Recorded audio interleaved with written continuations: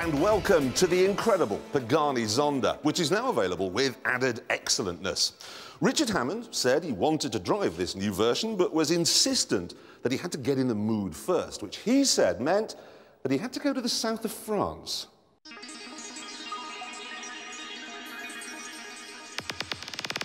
Welcome to the coolest thing in the entire world, a boat. It's called the Wally 118, and despite the underwhelming name, it's the most radical and futuristic yacht ever built. If Darth Vader was a pirate, this would be his ship. It costs £14 million, but the money hasn't gone on gold chandeliers. Forget your gin palaces with drinks globes. This is 2004. These window frames, carbon fibre. The trouble is, though, after this, any transport on dry land just seems so shabby. What on earth do you pop to the cash point in? This isn't a bad start. The Pagani Zonda Roadster. Your Wally yacht owner will feel right at home here, with the futuristic cabin and the swathes of carbon fibre. Now, when we drove the hardtop version of this a while back, we loved it. But the first question is it still as quick now that they've taken the roof off? Yes, it is still fast. 0 to 60, about 3 seconds. Top speed, 218 miles an hour. You see, usually, when you take the top off a car, it actually has to get heavier because you have to put big girders and oak trees in to make it stronger. But here, the technicians have been skillful. The weight has only gone up by 30 kilograms. In fact, the whole car is 1/3 of a ton lighter than a Lamborghini Murcielago Roadster. But the best thing is, with the roof down, there's nowhere to hide from the V12 bellow. Let me take you somewhere rather special.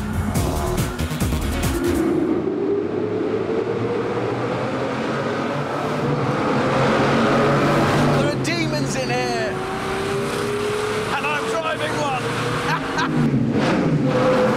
This is my new home. In fact, I would sell my house, buy one of these and live in a tunnel. Actually, you'd have to sell your house because the price, £415,000. Welcome to the dark side.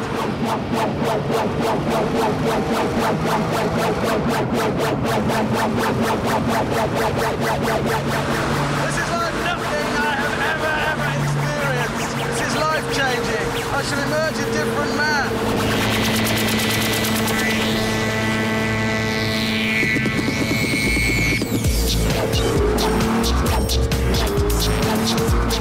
That's exciting. If you're 10 and you're watching this right now, it's exactly as good as you think it is. It is actually that good. Having found that the Zonda was still fast in a straight line, I headed for the foothills of the Alps to see if it was still good at going round corners. This is incredible. To drive, it feels light and nimble. They're just weird words to use when you're talking about a 7.3-litre V12 engined mega car. I just want to drive. I don't want to stop doing this at all, ever. But the weather changed its mind, which meant I had to pull over and put the fingernail-busting roof up. Lift. Engine.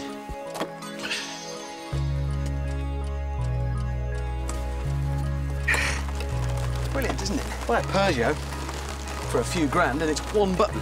Supercars are a bit more fiddly. I think this has gone well. See the glamour? It's gone.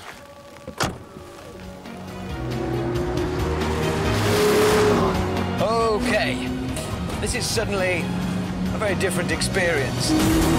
555 brake horsepower in the wet. Only 40 of these will ever exist, and I really didn't want to make it 39. Somebody else's hypercar. No pressure. I needn't have worried though, because even in the wet, it's still so usable. Yes, I'm conscious of the rain. I'm conscious that big, fat tyres can aquaplane. And it doesn't seem to make much difference. The only thing that will cause us to go over the edge now is me getting a bit overzealous with my right shoe. I wasn't scared.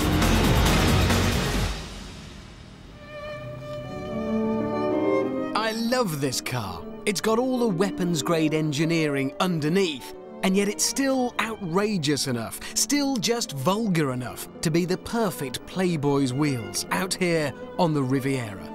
And wherever that amazing yacht is, it knows it's got a soulmate on dry land.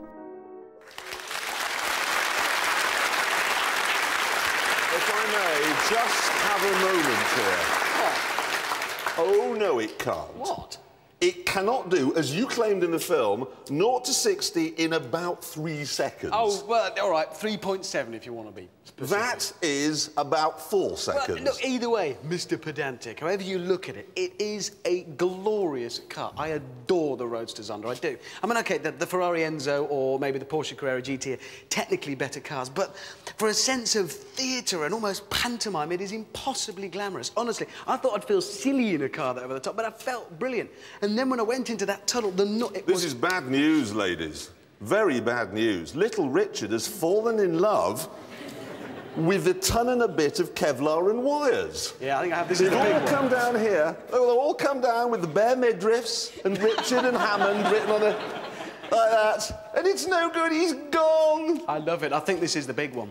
Now, we're going to have to go and do the news now before he leaves a deposit on it. Oh, yeah.